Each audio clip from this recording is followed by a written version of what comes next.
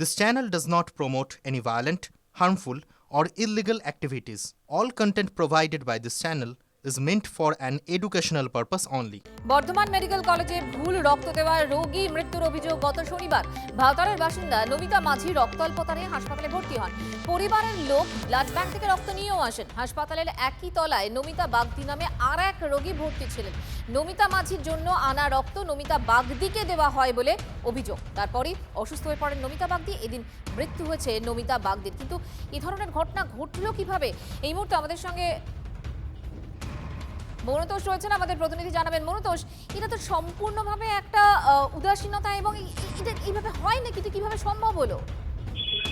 একদম এটা দেখো চরম গাফিলতি বর্ধমান মেডিকেল কলেজ হাসপাতালের বিরুদ্ধে অভিযোগ উঠেছে যে এক রোগীর রক্ত আরেক রোগীকে দিয়ে দেওয়া হয়েছে এবং নমিতা মাঝির রক্ত নমিতা বাগদিকে দিয়ে দেওয়া হয়েছে এবং সঙ্গে সঙ্গে কিন্তু তিনি অসুস্থ হয়ে পড়েন। তাকে তৈরি করে নিয়ে যাওয়া হয় সিসিউতে, বর্ধমান হাসপাতালে সিসিউতে নিয়ে যাওয়া হয়। সেখানে তিনি ভর্তি হয়েছিলেন এবং গতকাল রাতে তিনি মারা গেছেন এবং এই ঘটনায় কিন্তু সম্পূর্ণ হাসপাতালের বিরুদ্ধে অভিযোগ তুলে যারা পরিবার রয়েছে নমিতা বাগদির পরিবার, তারা কিন্তু হাসপাতাল সুপারের কাছে ইতিমধ্যে অভিযোগ করেছেন যে কি কারণে এই ঘটনা ঘটলো, কারা এই ঘটনা ঘটালো, সেই সময় যারা কর্তব্যরত ছিল তাদের কি কারণে ভুল হলো, এই গাফিলতি হলো, তারা কিন্তু তদন্তে চেয়েছে সুপারের কাছে তারা আর্জি জানিয়েছে।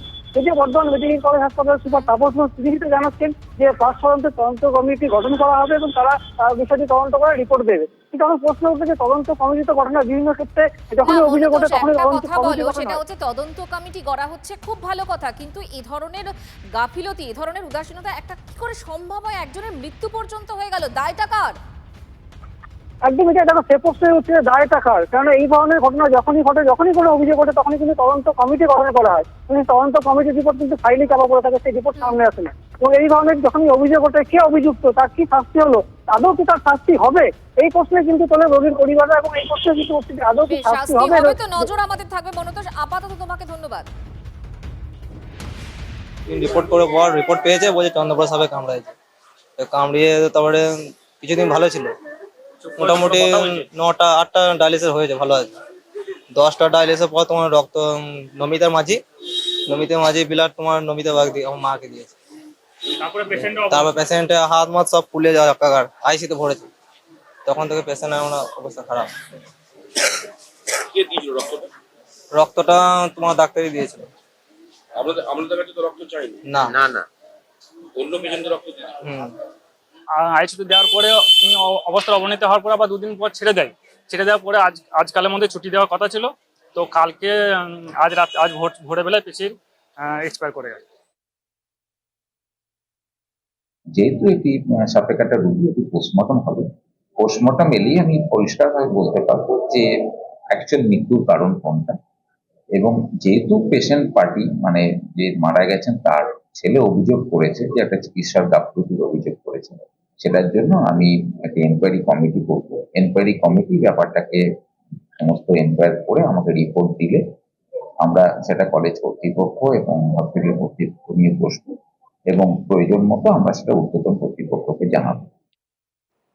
আমাদের প্রতিনিধি তন্ময় প্রামাণিক আমাদের সঙ্গে রয়েছেন। তন্ময়, এমএসভিপির বক্তব্য আমরা শুনছিলাম, কতটা শান্ত তিনি। একজন মানুষের প্রাণ পর্যন্ত চলে গেল, নাম এক হতেই পারে, কিন্তু একজনের রক্ত আরেকজনের শরীরে। চরম গাফিলতি, ভয়ঙ্কর ক্যালাসনেস। এর আগে আমরা মেদিনীপুরে আমরা দেখেছিলাম যে সেখানে স্যালাইন কাণ্ড হয়ে গেল, এত বড় ঘটনা, রাজ্য তোলপাড়। তারপরেও এই গাফিলতির ঘটনাগুলো ঘটেই চলেছে। কেন? এর শেষ কোথায়?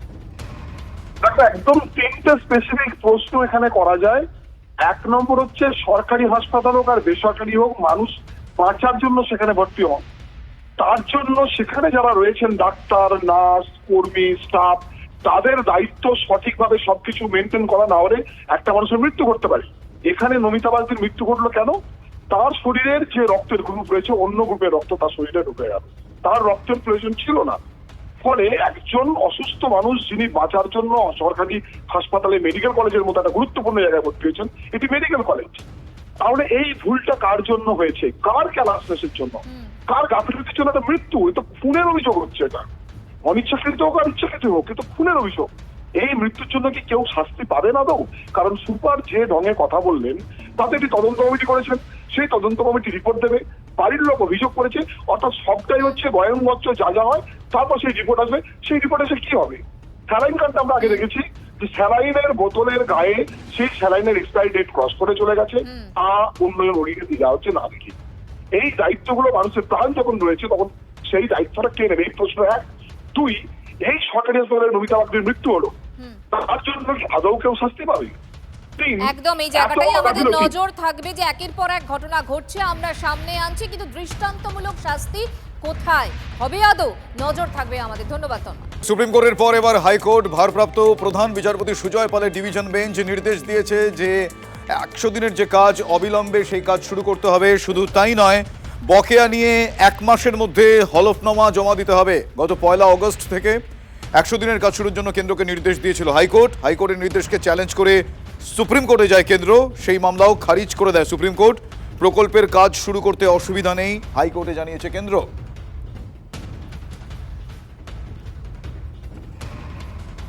ভোটেও হেরেছেন, কোর্টেও হেরেছেন, আবারও তাই হয়েছে। আর কত करारा जवाब थप्पड़ कितना मिलेगा आपको, कितना थप्पड़ खाएंगे? निर्लज्ज সাধারণ মানুষদের বঞ্চিত করেছেন, রাজ্যকে বঞ্চিত করেছেন। আর কত নির্দেশ দরকার? চোখে আঙুল দিয়ে দেখিয়ে দিচ্ছি আপনারা ভুল করেছেন। কেন্দ্রীয় সরকার, ভারতীয় জনতা পার্টি ফোন করে বলেছেন 100 দিনে কাজ টাকা বন্ধ করে দাও বাংলায়, ভুল করেছেন, চোখে আঙ্গুল দিয়ে দেখিয়ে দিচ্ছে। আর মানুষও সেটা প্রতিবাদ করেছে, কিন্তু তারা কিন্তু গাজোয়ারি করছে। জলপাইগুড়িতে এসআইআর আতঙ্কে আত্মহত্যার অভিযোগ। 2002 এর ভোটার লিস্টে নাম নেই স্ত্রীর, আর সেই আতঙ্কে আত্মঘাতী স্বামী। অভিযোগ পরিবারে। মৃতের নাম নরেন্দ্রনাথ রায়। গত কয়েকদিন ধরেই আতঙ্কে ছিলেন নরেন্দ্র। আজ সকালে ঘর থেকে ঝুলন্ত দেহ উদ্ধার হয়। যে মারা গেল সে আপনার কি হয়? আপনার বর। তো এখন কথা হচ্ছে যে ভোটের যে লিস্টের নাম, তাতে কি আপনার নাম ছিল না? না, আমার নাম নাই। আপনার বরের ওর আছে। তা আপনি কি ভোট দিতেন আগে? আপনি আগে ভোট দিতেন? হ্যাঁ, ভোট না দিয়ে আসিছি। তাহলে কি 2002 এর যে লিস্ট সেটাতে নাম নাই? হ্যাঁ, ওইটাতে নাম নেই। উনি আমার কাছে 3 বার গেছে, এই ধরেন 5-7 দিনের মধ্যে, 1 সপ্তাহের মধ্যে 3 বার গেছে। কেন গেছেন? কেন গেছে? আমার নামটা আছে নাকি, তাই আমি বললাম ওই 2002 এর লিস্টে। আচ্ছা, তো আমি বললাম আমি লিস্টটা বাইর করবো, তারপর আসি। তো লিস্টটা বাইর করে না করার আগে তারপরেও আবার গেছে, বাইর করছিস? তাই বললাম বাইর করছি, আমি নামটা দেখবো। তো সন্ধ্যাবেলা আসলো আমার কাছে, আমি নামটা দেখলাম, বললাম যে নাম আছে, কোনো অসুবিধা নেই, ভয় নাই, আমি আছি।